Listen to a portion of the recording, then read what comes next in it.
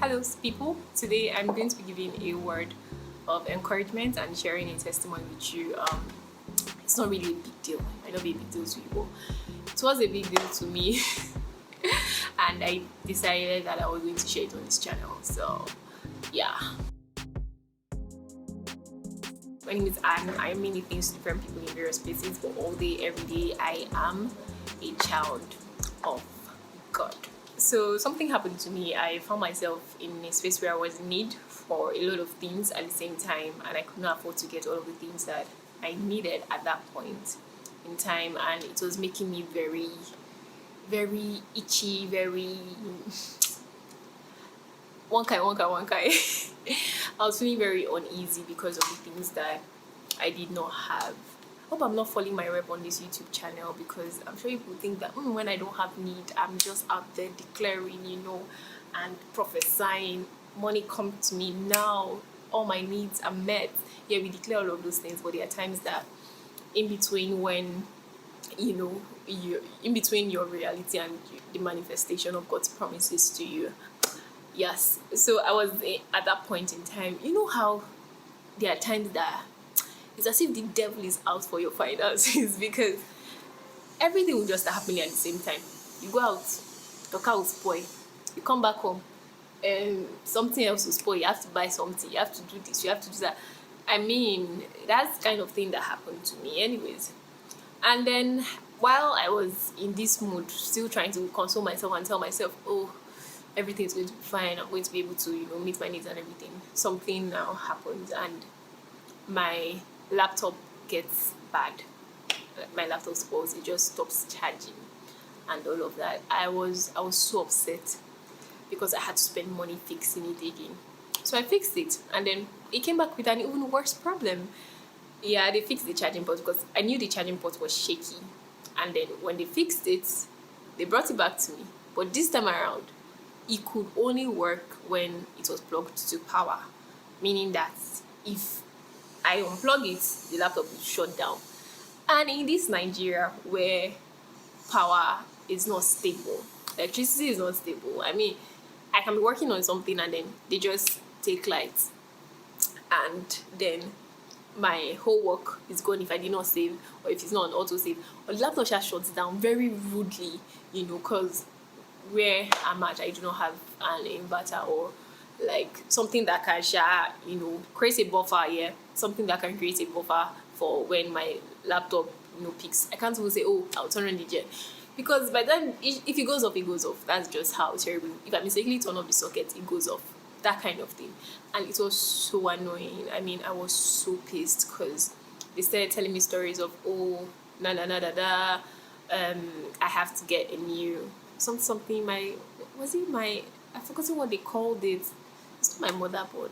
She had something was bad, and to repair it, was going to get a new one was going to be about it something thousand naira. I'm like, why would I use that kind of money to fix my laptop? The laptop said I've been using it for a couple of years and it's almost due for a change. So I'm like, I'd rather buy a new one than use this money to repair it. But then I could not afford to buy a new laptop at this point in time because I mean it would cost me nearly 500,000 to get another laptop, and I wasn't just ready to spend that kind of money. I didn't even have it. That's the truth. I didn't have it at that point in time to spare. So me, in my anger and my everything, I was just very angry. I didn't even care about any. Fact is that I didn't even talk to God about any of this until one day I was working on my laptop and something happened. The light trips off and then they didn't switch over immediately. Just something happened. My laptop went off. I was so upset. I just bent my head while working on my laptop because I work remotely here, and I have a lot of work I do on the laptop.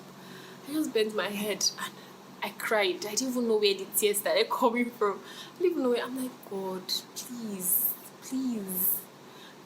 See, I've exhausted all my natural, means. Can you just help me fix this laptop? I don't know what to do again, and I can't afford, the finance, the money that I need, to fix this laptop as well. So I cried, and then I just told God, and that was it. My dear, you won't believe it. You will not believe it. The next day, it was like magic. I was using my laptop. Light went. my laptop did not go off. I'm like, what's happening? What's happening? What's happening?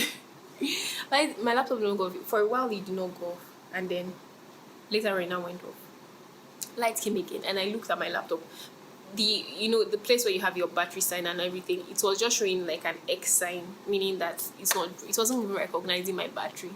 All of a sudden, I saw that it was charging, and I remember I was on the phone with my friend, and I was like, oh my god, my laptop is charging. My laptop is charging. I cannot believe it. Like, I was so shocked. To think that it's something that I prayed about, so I'm not meant to be shocked, but I was just so surprised. I'm like, oh my god, it's charging. Oh my god, I did not even believe it. And then like, okay, you know what I'm going to do? I'm going to, it charged, I'm saying I'm going to leave it for some time. I allowed it to charge full, and then I unplugged it, and then I left it out of power. And I came back 1 hour later, this laptop was still on. 2 hours later, this laptop was I couldn't even believe it. I'm like, nah, I'm going to leave it overnight. I had to leave it for another day before I now finally accepted that God had supernaturally fixed my laptop. If you don't believe in miracles, I'm sure you will not start thinking of an explanation in your head. No, maybe they were wrong about the diagnosis. I'm telling you that I was blind, now I can see. My laptop was lame, now I can walk. I'm sure telling you that I experienced a miracle. Yeah. And then that, made me very, very grateful. Like, it just humbled me. I'm like, see me all this while, all of these other big things that I've been trusting God for. And I've just been feeling like, oh, it's my own duty, to provide for myself, to get up for myself. I've forgotten that even these kind of things, you make them known to God, and there is nothing that is too, small to relate to God. I was just, in awe. I was in shock, and I was very, very, very grateful to God.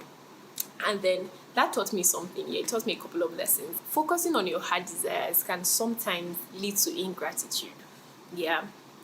We sometimes focus on things that we do not have. Oh, I need this, I need that. And because of you're so focused on that particular thing, you are blind to every other thing that it is that you have. When you're focused on this particular problem, you're blind to the fact that, oh, I still have this, I still have that. Sometimes even though it's life, you still have life, you're good. Your car pause, your disc pause, whatever it is that, is a challenge to you at that point in time. Always remember that, oh, this thing is just, a temporary problem. It's not permanent. It's just temporary, and it's going to pass. Always have this too shall pass mentality. If not, you're going to kill yourself. You're going to just feel like, oh, your world is crashing. Meanwhile, your world is not crashing. It's just an aspect that is crashing. Do you understand? I mean, I was shocked myself, because the thing is that when you go through things, sometimes you tend to forget who God is. Like, and have you forgotten who God is? This is God we are talking about.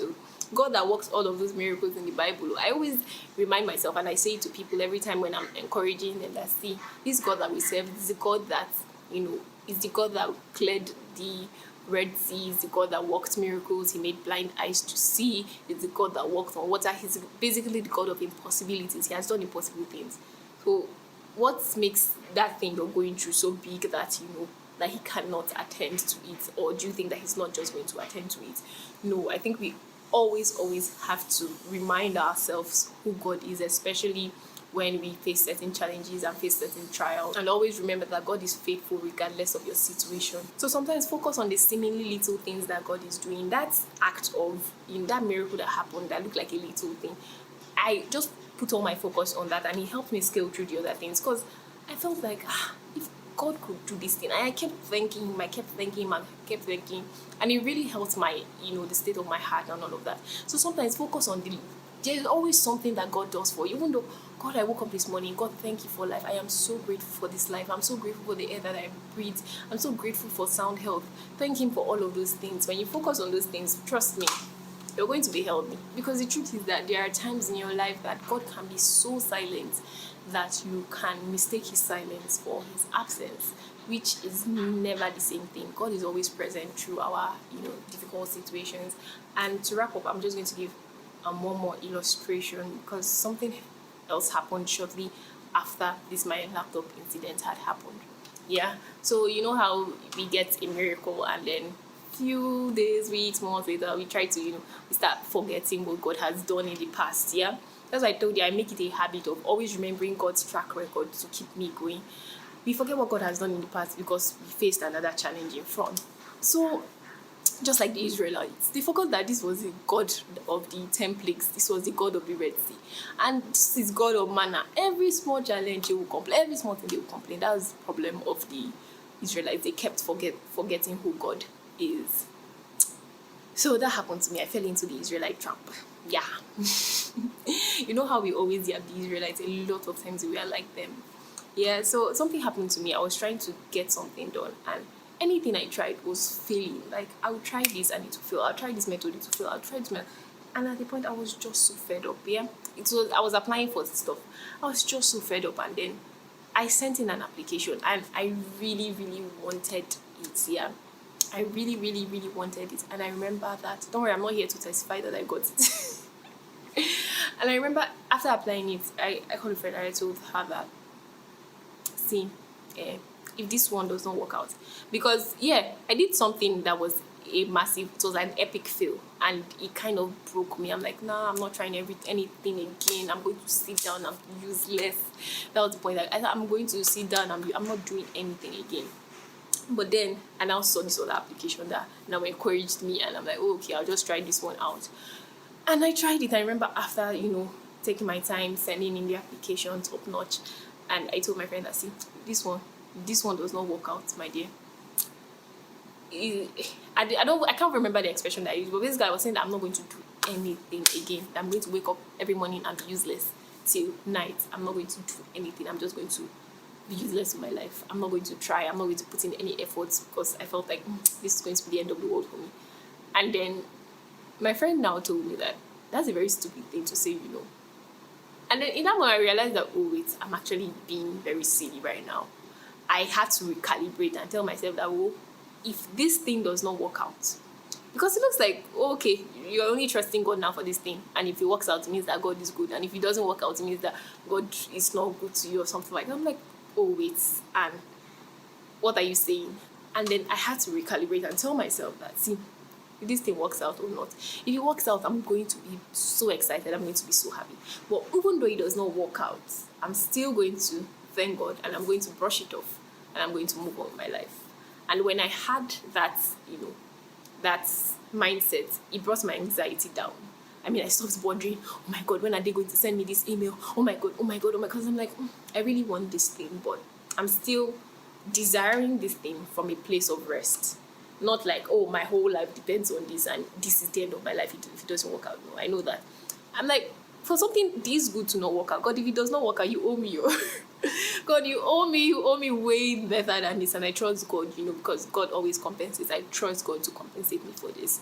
And when I had that mindset, it made me feel much better.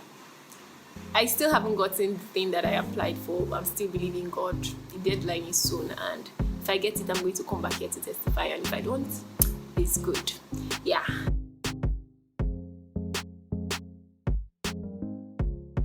With that said, I have come to the end of today's video. Thank you so much for watching. I really, really appreciate you. I got miracles and miracles. Count your miracles. 1, 2, 3, 4. I can't even count them all. Sorry, I cannot sing, but I mean, that should be the song of your heart. Peace out. Bye.